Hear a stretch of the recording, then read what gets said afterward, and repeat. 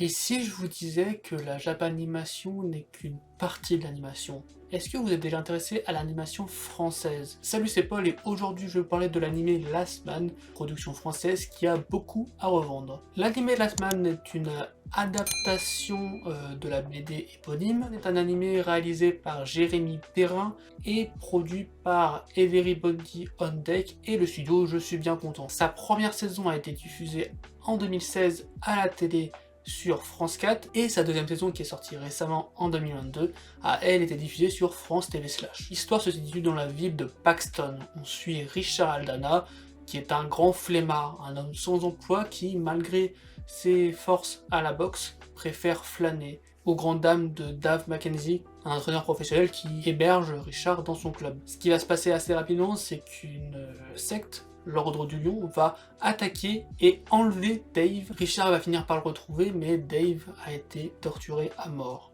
À partir de là, l'histoire change complètement. On va apprendre que Dave avait une fille, Siri. En fait, on se rend compte très vite que l'Ordre du Lion a pour objectif de retrouver Siri, car elle a un pouvoir particulier. Richard va finir par sauver Siri de l'Ordre du Lion et va devoir s'en occuper. Siri est une enfant assez particulière via son pouvoir qui lui fait faire des crises de folie, on dirait, à tout moment, et on sent que c'est un pouvoir vraiment particulier. Je précise que si vous n'avez pas lu la BD Last Man, ce n'est pas grave, la première et la deuxième saison sont en fait ce qui se passe avant l'histoire. Et en dehors de ça, au niveau du rythme de l'animé, c'est assez particulier parce que la première saison, ils ont fait 26 épisodes d'une dizaine de minutes, on va dire, et pour la saison 2, ils ont fait un format beaucoup plus long, beaucoup plus posé, qui vraiment traite d'une chose à la fois et qui se concentre à chaque fois sur un personnage différent. Et donc c'est des épisodes d'une quarantaine de minutes et il y en a 6, donc c'est vraiment très différent, mais au final ça correspond à peu près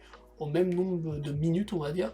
Donc c'est ça qui est aussi hyper bien, mais c'est vraiment totalement différent. Et je trouve que cette évolution est très intéressante. Donc Richard va devoir s'occuper de Siri, il va notamment devoir défendre le club, et donc pour protéger ce club, il va devoir affronter Cooper, son ennemi de toujours. Son ennemi de toujours pour une seule et bonne raison, c'est que Richard a couché avec la mère de Cooper, et depuis Cooper a une rage incroyable contre lui. C'est vraiment assez humoristique, vraiment comment c'est présenté, on ne s'y attend pas. D'ailleurs je précise quand même que Last Man c'est une série adulte, notamment sur France TV Slash, on peut le voir qu'à partir d'une certaine heure, parce que c'est pas pour les enfants. Bon, c'est pas non plus un incroyable, mais ne montrez pas ça à votre enfant non plus, quoi. Donc vraiment c'est le moment où on a un petit flashback, où on voit un peu du coup Richard arriver dans ce club. Il était déjà après avec la même personnalité que maintenant, c'est-à-dire quelqu'un de franc, mais ça reste quand même une sorte de loser d'un autre côté. C'est vraiment un épisode vraiment très marrant, et je trouve que c'est un des épisodes qui montre le plus la qualité de faire des épisodes courts. Je trouve que vraiment c'est un passage de l'animé qui fonctionne très bien dans son format court. Toute cette histoire en une dizaine de minutes, et c'est très bien comme ça, parce que je pense que si ça aurait été un animé japonais, ils auraient pu étaler ça sur 2 voire 3 épisodes franchement, mais là je trouve que c'est hyper dynamique et ça fonctionne très bien avec du coup l'humour général de la série. Ça faisait que j'enchaînais beaucoup plus d'épisodes à la suite en fait que si j'aurais été sur un animé japonais qui aurait fait des épisodes d'une vingtaine de minutes. Bref, il arrive à récupérer ce club et il va finir par rentrer dans une sorte de tournoi de boxe en duo avec Duke Diamonds. On va devoir essayer de remporter la coupe pour protéger Siri de ses folies. Et une personne nommée Howard Mackenzie, le frère de Dave. Encore une fois, Richard ne savait pas que Dave avait un enfant et il ne savait pas qu'il avait un frère. Et ça montre en fait que Dave avait une sorte de double personnalité. Et on le voit dans le sous-sol de son club en fait. Il se passait des choses sombres en fait dans la vie de Dave, et Howard et Siri en faisaient partie. Howard lui, il s'occupe de chasser les démons, des roitelets qui ont été libérés par erreur, et en fait, grâce au fait de chasser ces démons, quand il arrive à les arrêter, ça permet d'avoir une sorte de sérum qu'il va utiliser pour Siri, pour qu'elle calme ses tensions, en fait. Donc globalement, c'est pour ça que Richard va un peu collaborer avec lui.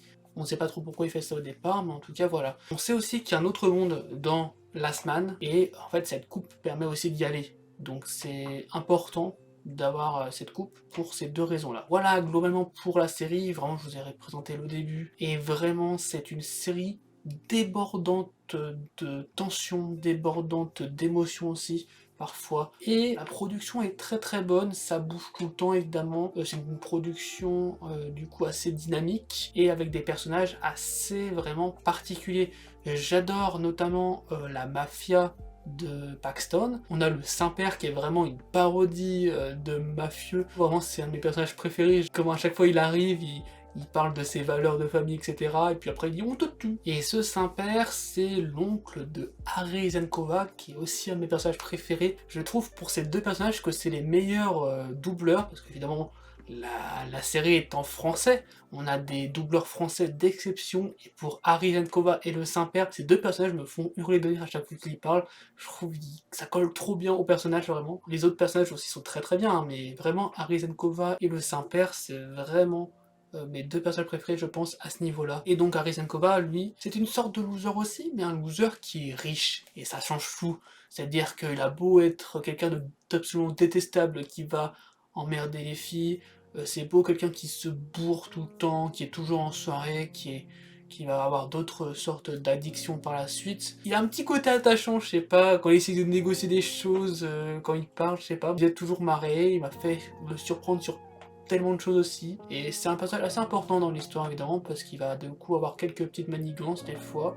Et on va le retrouver des fois avec, des fois contre Aldana, on va dire. Et voilà, c'est un personnage de Paxton qui correspond à cette ville un peu particulière, vraiment. Tout se passe dans Paxton aussi, c'est quelque chose de bien dans sa série. Mais vraiment ce sentiment que tout se croise et tout se rejoint en fait. Et du coup, un des derniers personnages que je vais vous présenter, c'est Tomi Katana, qui elle est une sorte de vedette. Elle est chanteuse, et en fait elle va à chaque fois croiser Richard dans des situations totalement farfelues, puis finalement ils vont finir par s'aimer, et bah le fait qu'ils s'aiment, ça va apporter plein de choses en fait, et aussi elle va permettre de montrer un peu plus ce qui se passe dans les backstage, de la popularité on va dire. Donc voilà, c'est très intéressant aussi ce personnage. Il y a d'autres personnages évidemment, je vais pas tout vous présenter. Donc voilà, globalement, je ne peux pas vous dire ce qui se passe par la suite parce que vraiment, vous allez reprendre par toutes les surprises, mais si je devrais résumer Last Man, pour moi, c'est vraiment un sorte de mélange entre Devilman Crybaby et Baki. Alors, beaucoup plus Devilman Crybaby que Baki, mais dans l'idée,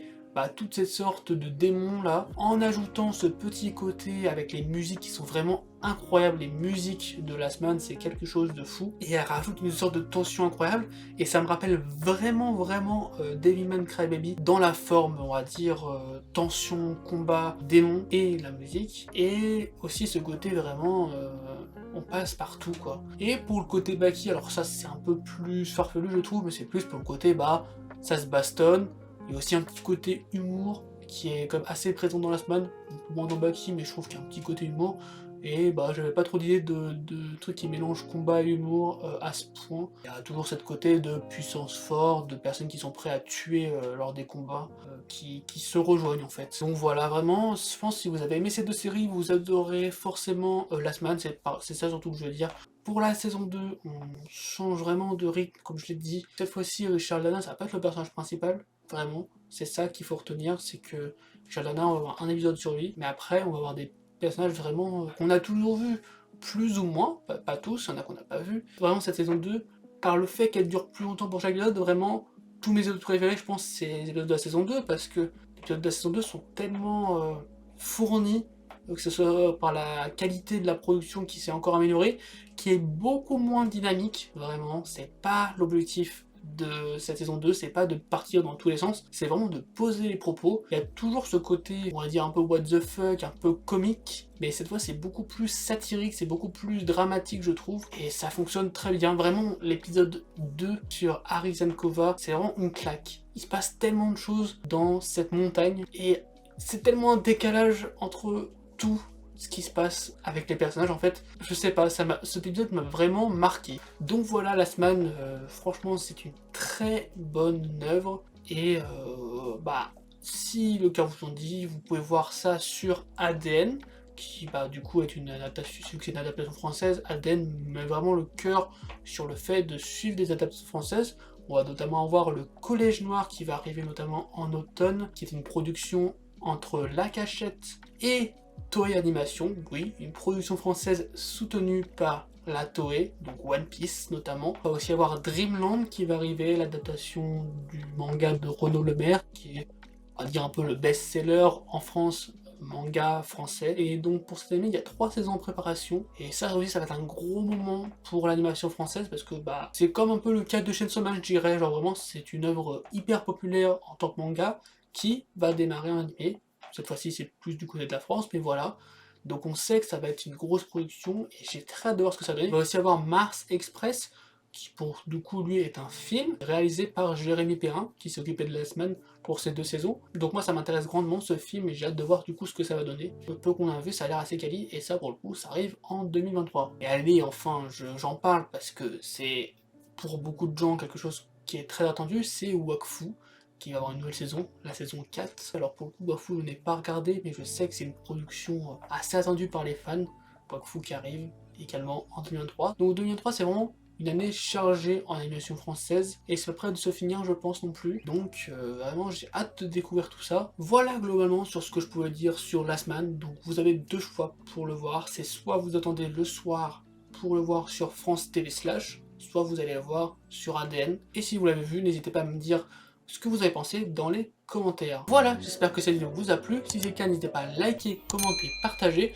Je vous invite également à me suivre sur différents réseaux sociaux, le lien est dans la description. Sur ce, je vous souhaite une bonne journée, une bonne soirée, c'était Paul, salut!